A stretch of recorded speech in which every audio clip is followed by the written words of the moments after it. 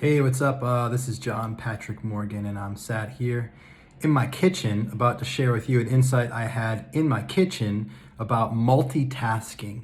So, for most of my life, where I've thought philosophically, I've pretty much believed and agreed with the idea that multitasking is a myth, it's not possible, it doesn't exist. And I've changed my opinion, and this is coming after a week of being a single dad because my wife was in London and I was home alone with my 3.5-year-old. And it's also the year of cooking for me where I'm learning to cook. And so I'm in the kitchen in a context where I'm trying to do something like use a knife or a hot stove, and I've got my son needing my attention pretty much 57 out of every 60 seconds. So how am I going to do this? And I think this is where the idea that women are better at multitasking than men are is because women live in a context typically more often where they have children that are basically demanding their attention at all times, and they have other stuff they have to do. So they have to find some way of doing both. And from the outside, it looks like they're multitasking. It looks like they're doing both.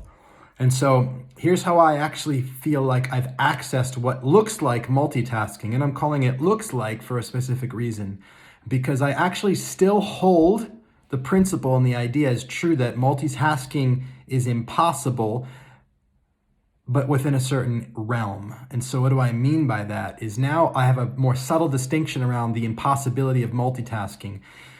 It's impossible still on the inside. It's impossible for us to multitask with our focus, our internal focus of attention. But it is not impossible for us to do multiple tasks externally at the same time. So what I've discovered is that when I was trying to chop vegetables, I was either at the stove or chopping vegetables, and my son was pulling at me and talking to me, I felt in my body a tension with the frustration for my focus being distracted from the vegetables to my son.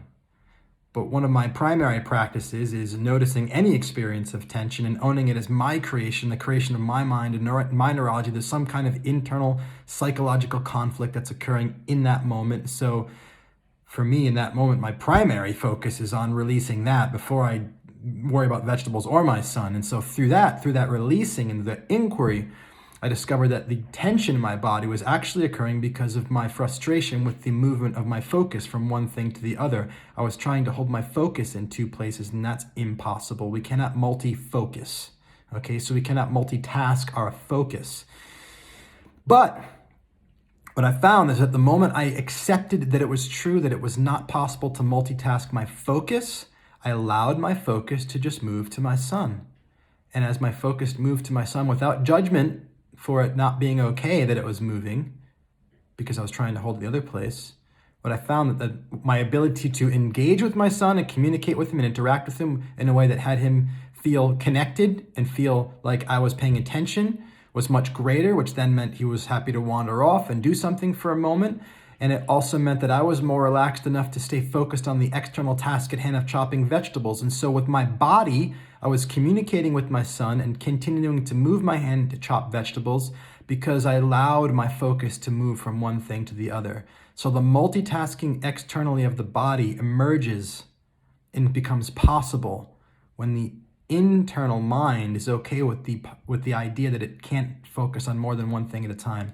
The thing that trips us up and makes it impossible for us, we have to put the knife down. I can't chop vegetables if I'm going to talk to you, and I got to turn and totally just put all my full body attention on you, is because inside the mind I'm struggling to have my focus diffused. But if I allow my focus to shift without judgment, the body's relaxed, and then when the body is relaxed, it can actually manage multiple tasks simultaneously. And so the primary obstacle to multitasking is a confabulation between the internal experience of focus and the external use of the body through speaking, through the movement of the hands and the legs and the body itself. And so I think if you begin to practice noticing how the impossibility of multitasking is really generated through an internal conflict, and you allow it to be true that on the inside, multitasking is impossible. You can only focus on one thing at a time. So just prioritize and choose. But with that choosing through relaxedness, you'll find that the body is able to continue its movement and its activity with multiple things at the same time. explore, experiment, multitask. The secret to multitasking is that it's internally impossible. The secret to multitasking with your body and on the outside, having a conversation while doing something else, switching from thing to thing to thing. The secret to doing that effectively is knowing on the inside that it's impossible to have your focus in more than one place. That knowing can set you at ease. There's no more conflict with trying to do multiple things with your focus at the same time. And that relaxedness, you're more at peace to flow. My name is John Patrick Morgan, and if you want to learn how to create with ease, create anything in your life with ease, be it relationship, be it money, be it business, be it health and fitness, anything.